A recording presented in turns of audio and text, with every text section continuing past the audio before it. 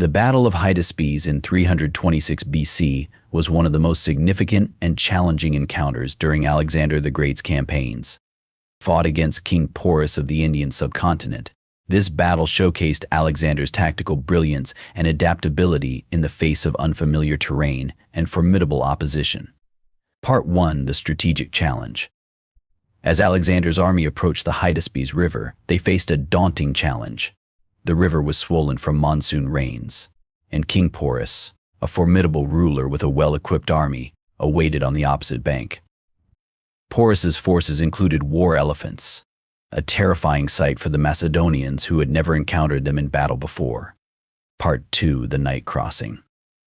Recognizing the difficulty of a frontal assault, Alexander devised a plan to surprise Porus by crossing the river under the cover of darkness. He selected a point upstream where the river was narrower and began the crossing at night, using boats and makeshift rafts to transport his troops. Part 3: The Element of Surprise. At dawn, Alexander's troops completed the crossing and launched a surprise attack on Porus's forces. The sudden appearance of the Macedonian army caught Porus off guard, forcing him to quickly redeploy his troops to face the new threat. Part 4: The War Elephants. Porus's war elephants, a fearsome component of his army, played a significant role in the battle. These massive beasts, armored and adorned for war, posed a terrifying challenge to Alexander's troops. The Macedonian soldiers had to devise new tactics to counter the elephants' impact. Part 5: The Cavalry Clash. The battle intensified as Alexander's companion cavalry engaged with Porus's cavalry and infantry. The ferocious clash of horsemen on the battlefield created a chaotic and brutal spectacle, with both sides demonstrating exceptional valor and skill. Part 6: Alexander's Tactical Maneuvers. Alexander demonstrated his tactical genius by using his infantry to create gaps in the enemy lines, allowing his cavalry to exploit these breaches.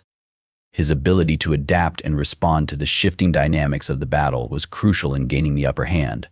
Part 7: Porus's Defiant Stand. Despite the relentless assault, King Porus fought valiantly, commanding his troops from atop his war elephant.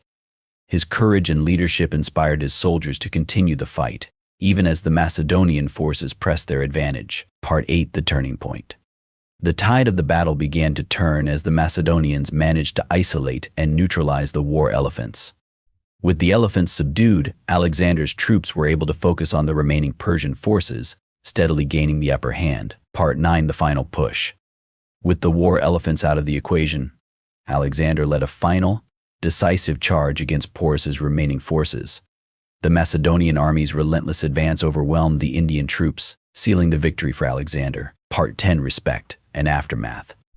In the aftermath of the battle, Alexander met with the defeated King Porus, who, despite his loss, impressed Alexander with his bravery and dignity. Alexander treated Porus with respect, reinstating him as a satrap and ally. This act of magnanimity solidified Alexander's reputation as a leader who valued honor and loyalty.